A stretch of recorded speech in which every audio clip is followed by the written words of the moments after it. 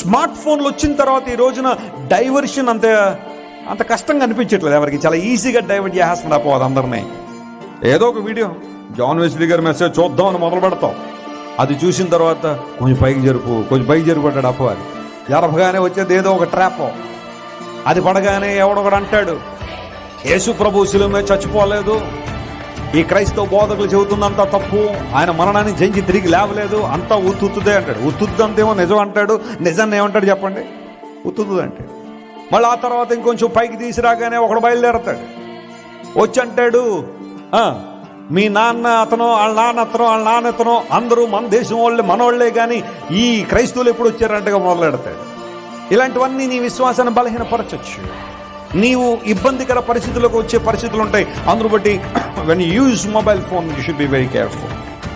మొబైల్లో ఉన్నదంతా నిజమని అనుకోకండి, నీవు చూసేదంతా వాస్తవం అని అనుకోవద్దు. అపవాది చాలా డైవర్షన్స్ ఉంటాయి. Young people you should be very careful.